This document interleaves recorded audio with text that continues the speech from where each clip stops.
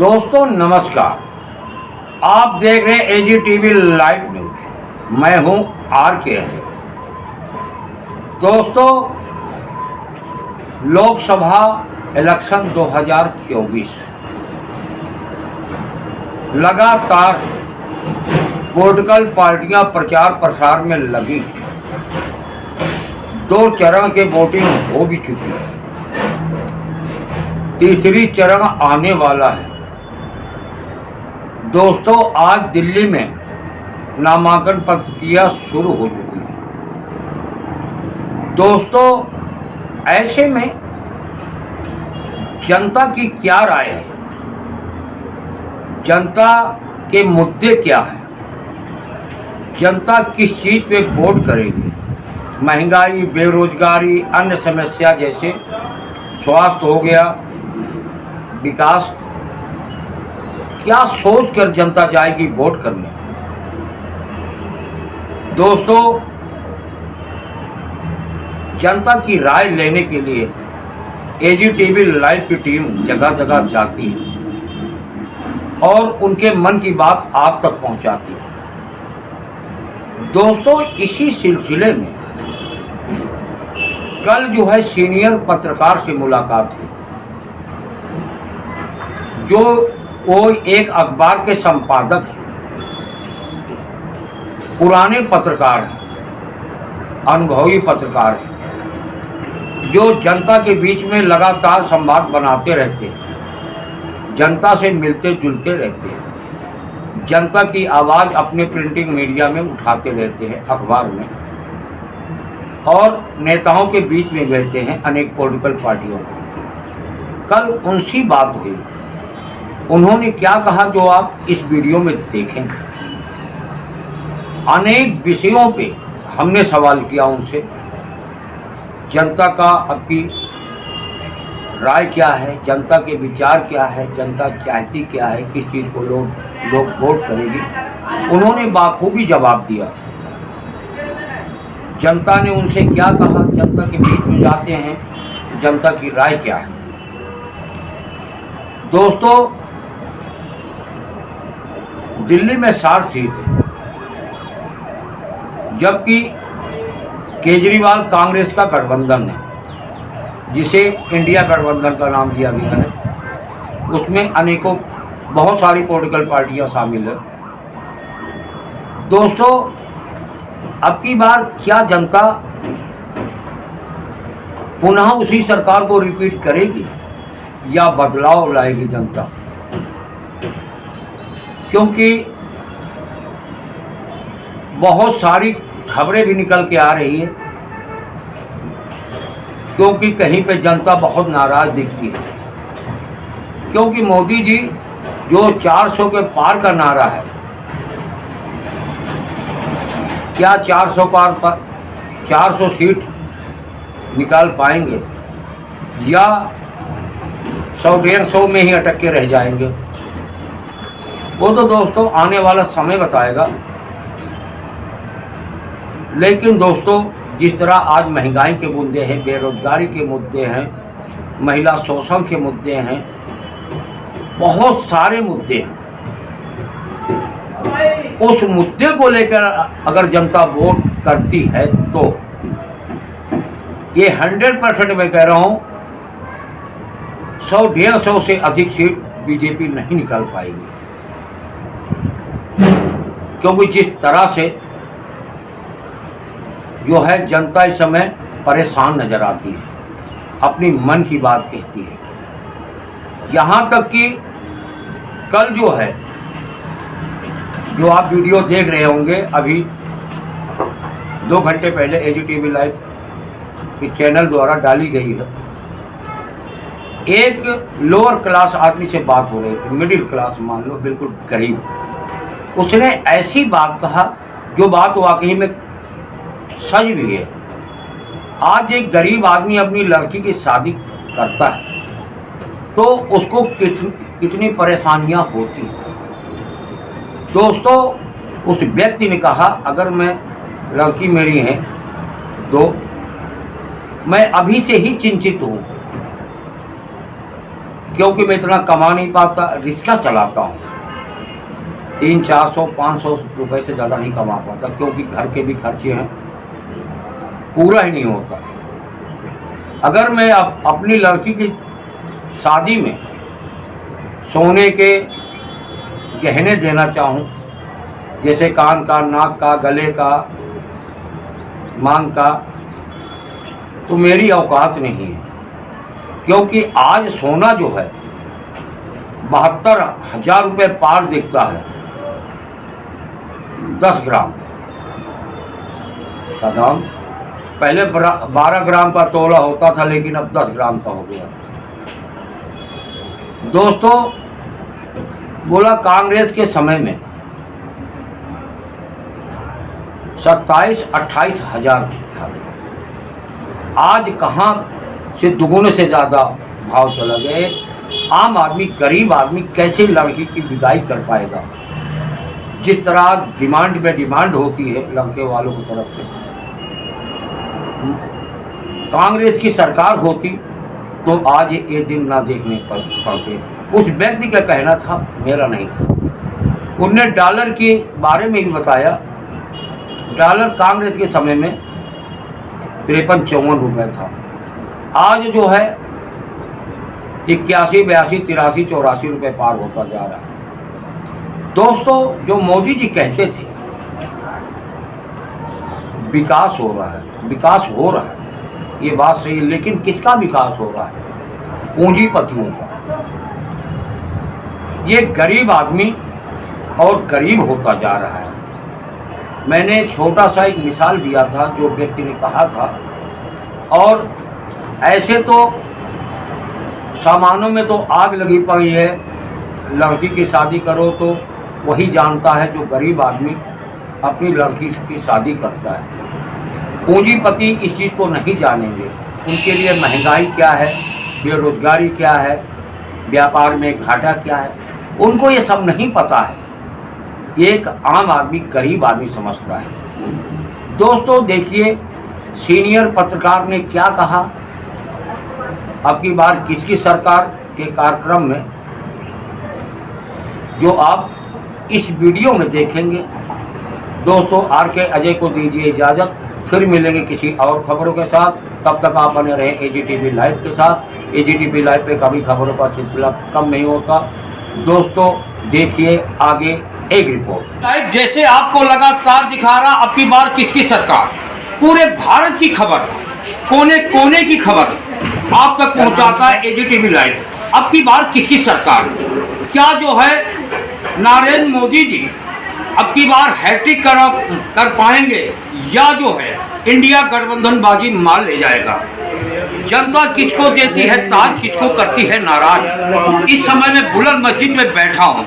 जाने माने पत्रकार, मेट्रो की दुनिया के संपादक, जो किसी पर्चे के मुस्ताद नहीं, राजनीति तथा पत्रकारिता के माने में माहिर, आज मैं उनसे मुलाकात हुई मेरी, मैं उनसे जानने की कोशिश करूंगा पूरी तरह से अब की बार दिल्ली में क्या परिवर्तन आने वाला है, जनता का रुझान क्या है।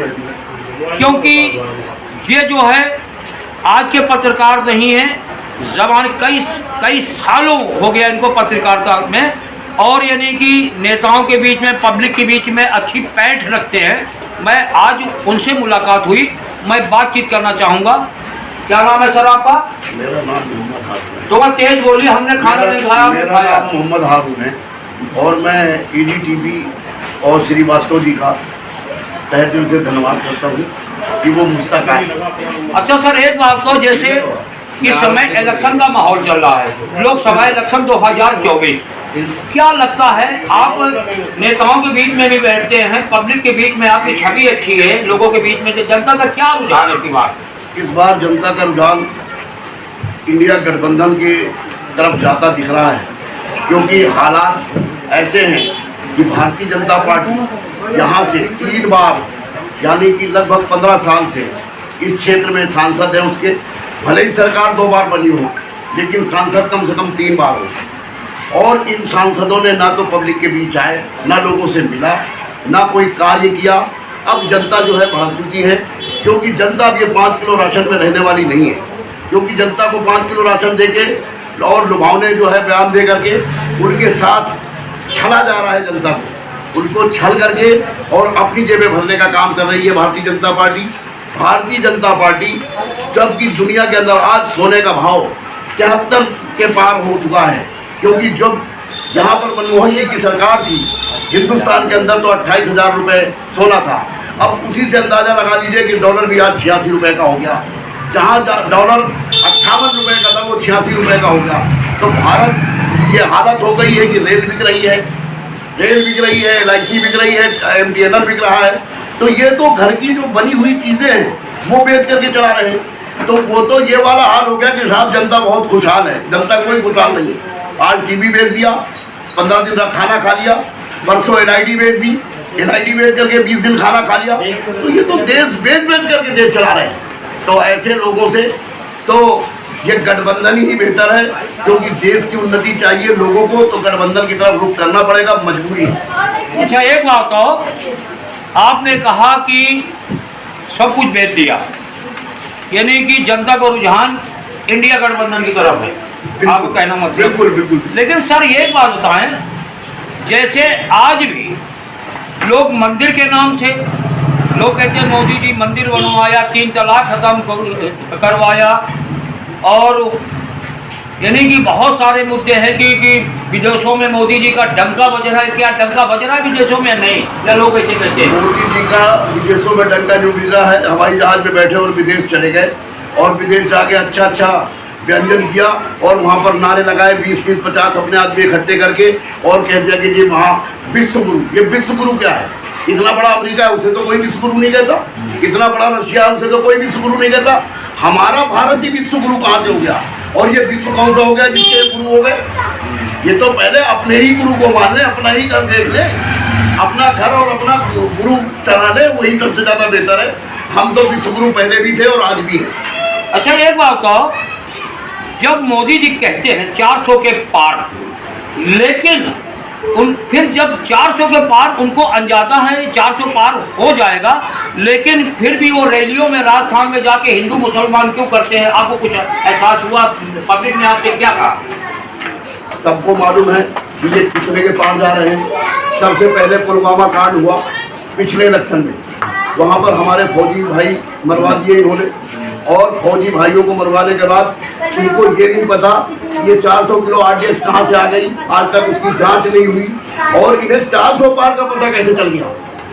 तो भाई ये तो बहुत बड़ी बात है कि इन्हें 400 के पार का पता चल गया, लेकिन हमारे जो फौजी भाई मरे उसकी RDX कहाँ से आई इन्हें नहीं पता।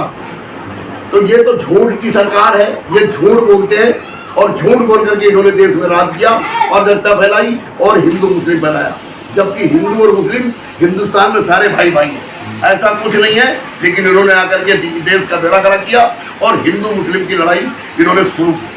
सारे जहां से अच्छा हिंदुस्तान हमारा, हम बुलबुले हैं इसके, ये गुलसिता हमारा।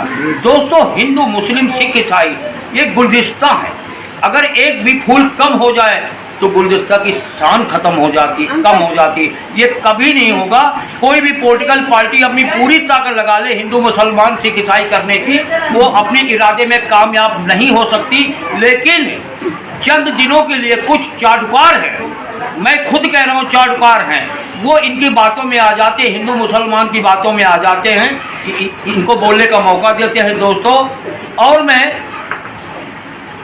हारून जी से मैं आगे भी मिलूंगा, अपडेट लेता रहूंगा, यानी कि माहौल क्या है, यानी कि अच्छा सर कॉलोनी में बैठे हो, यहाँ का कुछ क्या माहौल लगता है आपको? यहाँ का माहौल सीधा गठबंधन का है और यहाँ पर केजरीवाल और कांग्रेस पर लोगों को इस बार विश्वास जताना है और यहाँ पर एक वोट केजरीवाल और कांग्रेस को पड़ना है, यहाँ नहीं बल्कि पूरी दिल्ली में। और ये दिन दूर नहीं कि मोदी जी दिखेंगे कि यहाँ पर दिल्ली की 7 सीट गठबंधन को दार है।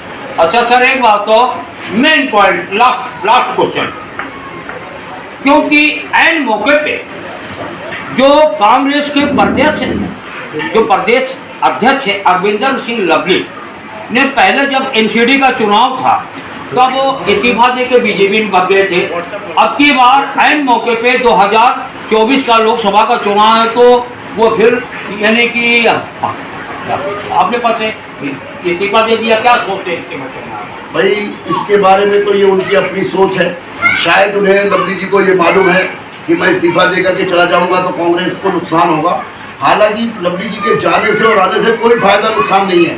यहाँ पर तो जनता का मूड बन चुका है और इस बार जनता जो है महागठबंधन के साथ है।